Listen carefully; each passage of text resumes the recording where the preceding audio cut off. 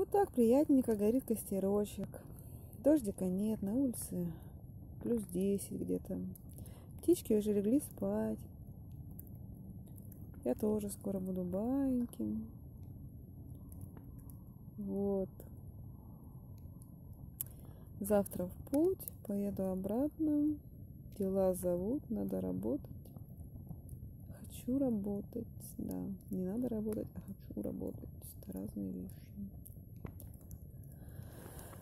Пока наслаждаемся тишиной.